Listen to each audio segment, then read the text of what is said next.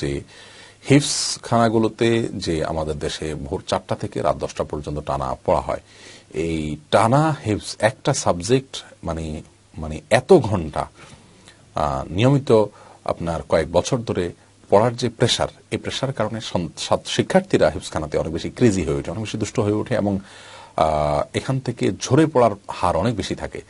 এমনকি শিক্ষকরা পর্যন্ত কোনো শিফট না থাকার কারণে টানা এই দীর্ঘ সময় শিক্ষার্থীদেরকে নিয়ে বসে থাকার কারণে তাদের মধ্যে ক্রেজি ভাবটা চলে আসে, যার কারণে কিন্তু হিফজখানাগুলোতে শিক্ষার্থীর প্রতি আপনার প্রহারের যে পরিমাণ, সেটা জুলুম বা নির্যাতনের পর্যায়ে অনেক সময় চলে যায়। সারা দেশেই কিছুদিন পরপরই এই ধরনের বিষয়গুলো নিয়ে পর্যালোচনা হয় এবং সমালোচনা হয়।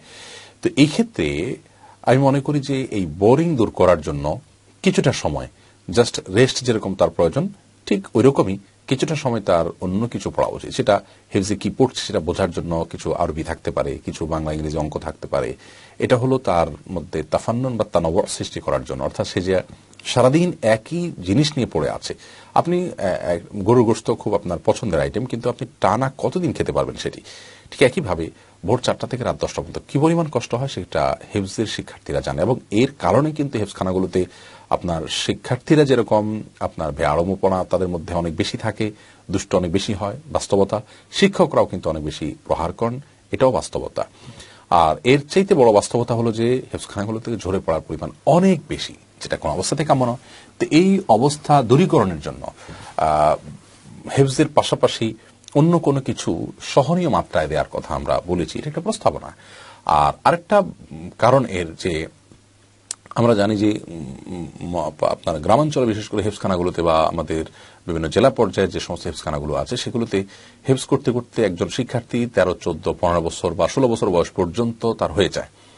তো হিফজ যেহেতু ছোটবেলা থেকে শুরু করে এবং হিফজ শেষ হওয়া পর্যন্ত বাংলা ইংরেজি অঙ্ক কোনো সাবজেক্ট না থাকার কারণে এই শিক্ষার্থী যখন বের হয়ে, তখন অনেক সময় দেখা যায় যে বাংলার একেবারে ভালো করে লিখতে পড়তেও পারেন না, অথবা ইংরেজির একেবারে বেসিক বিষয়গুলো পর্যন্ত তিনি জানেন না, অঙ্ক একেবারে সহজ সরল অঙ্কগুলো পর্যন্ত যেগুলো তার জীবনের জন্য প্রয়োজনীয় সেগুলো পর্যন্ত জানেন না। তো এমন অবস্থায় অনেকে হিফজের পর আর পড়া হয় না, অনেকে পড়া হলেও আবার সে একেবারে শুরু থেকে ছোট বাচ্চাদের সাথে বসে শেখার মতো সুযোগ তার হয় না।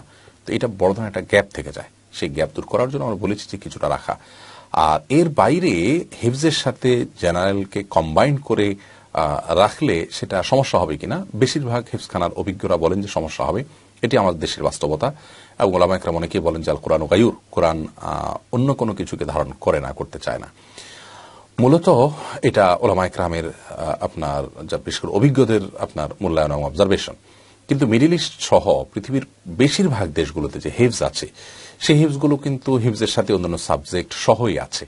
সেখানে ইয়াদ বা মুখস্থর কথা যদি আপনি বলেন, হয়তো গড়পড়তায় আমাদের দেশের শিক্ষার্থীদের মতো আপনার এত বেশি ইয়াদের ব্যাপারে তারা গুরুত্ব আরোপ করতে পারেন না বা সেরকম ইয়াদ থাকে না, কিন্তু তাদের দেশেও কিন্তু বিপুল পরিমাণ হাফেজ আছে এবং থাকে। হারামাইনের ইমাম সাহেবরা সবাই হিফজ করেছেন, আরো বিভিন্ন ওলামা ইকরাম, বিভিন্ন হাফেজ সাহেবরা যে হিফজ করে যাচ্ছেন সৌদি আরবে এবং মিডল ইস্টে, তারা কিন্তু কম্বাইন্ড সিলেবাসের মধ্য দিয়েই হিফজ করে যাচ্ছেন। বিধায় একেবারে আপনার ছোটস্থ হাফেজ যদি নাও হয়, হিফজ হবে। অনেক ক্ষেত্রে বিশেষ করে 5 পারা, 10 পারা, 20 পারা এরকম হিফজের বিভিন্ন অপশন বিভিন্ন দেশে থাকে। আমাদের দেশে অপশনটা একেবারে নেই বললেই চলে হিফজখানাগুলোতে। এই অপশনগুলো যদি রাখা হয় তাহলে সেক্ষেত্রে হিফজখানা ঝরে পড়ার পরিমাণ কমবে এবং শারীরিক নির্যাতন বা টর্চার যেটা হয়ে থাকে কোনো কোনো ক্ষেত্রে, এগুলোর পরিমাণ কমবে ইনশাআল্লাহ। এটা একটা পরামর্শ আমাদের।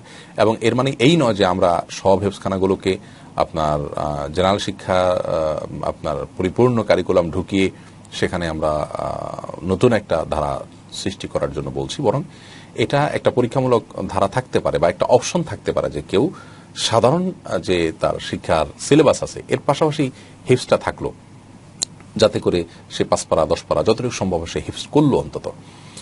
আর এর বাইরে সাধারণ হিফজখানা যেগুলো আছে সেগুলোতে কিছুটা বাংলা ইংরেজি অন্তত এটা তাফান্নুন তানাওয়ুর জন্য, এবং আপনার হিফজের পরপরই যেন সে অন্য কোনো ক্লাসে ভর্তি হলে যাতে তার সাথে ম্যাচ করতে পারে সেজন্য উপযোগিতা গড়ে তোলার জন্য আমরা বলেছি।